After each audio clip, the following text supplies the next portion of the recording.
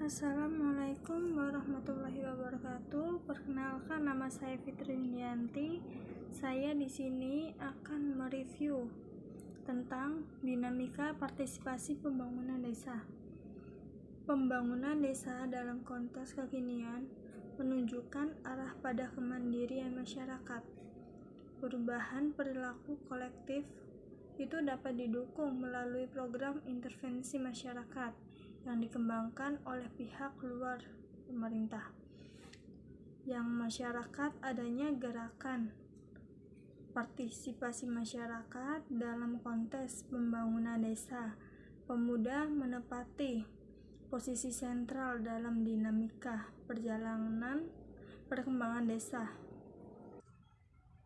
termasuk menjadi bagian dari agen yang secara kreatif dan inovatif mampu memanfaatkan berbagai macam peluang ekonomi yang kemudian mereka dikenal dengan sebagai wirausaha muda.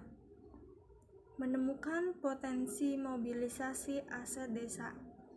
Perumusan kebijakan pembangunan yaitu desa yang cepat berkembang, desa potensial berkembang, dan desa tertinggal. Desa cepat berkembang kebanyakan adalah desa yang dekat dengan atau mempunyai akses yang mudah ke kota. Sementara kelompok desa potensial berkembang kegiatan ekonomi pasar dan menunjukkan perubahan dalam adat dan kebudayaannya. Kiprah dan peran strategis dari Sugeng Handoko dan para pemuda Nglegeran mampu melakukan serangkaian aktivitas yang sinergis dengan para pihak, yaitu dengan adanya perlibatan semua unsur sumber daya lokal, baik fisik maupun non-fisik, menjadi sebuah jalan bagi pemecahan masalah penuntasan kemiskinan yang selama ini kadang belum optimal terjawab melalui program pemerintah. Dari profil PBD 2016 dijelaskan tentang kontribusi komunitas bagi desa di Banten, khususnya dari sektor peternakan, perkebunan, pertanian, perikanan, dan kelautan.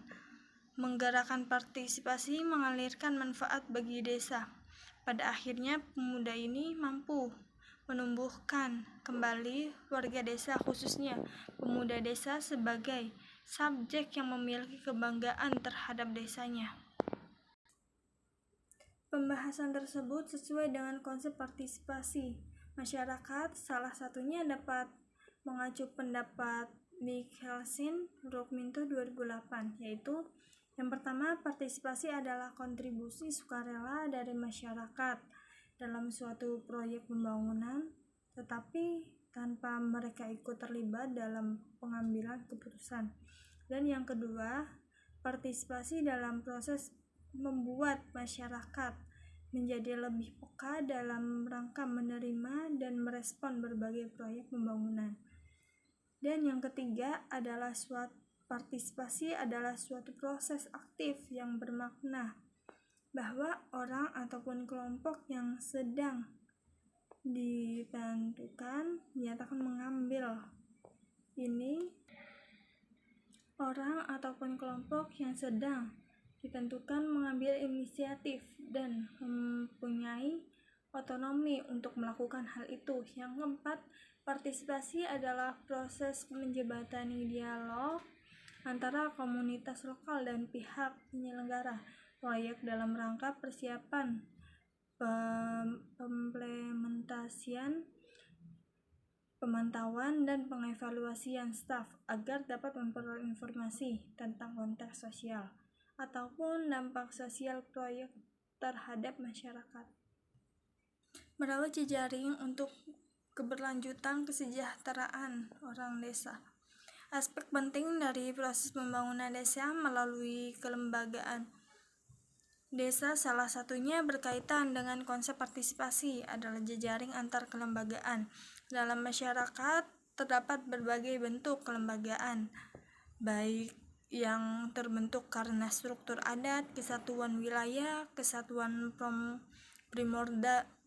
primordial, struktur adat, kesatuan wilayah, kesamaan minat maupun kepentingan aktivitas para pemuda dalam contoh kasus kajian ini, yang menunjukkan adanya upaya pengembangan masyarakat yang merupakan bagian dari pembangunan sosial LSM, dan masyarakat menjadi penting dalam proses pembangunan dan pengembangan masyarakat desa. Tiap-tiap komponen kelembagaan lazim disebut dengan stakeholder tersebut yang memiliki peran dan fungsi sendiri.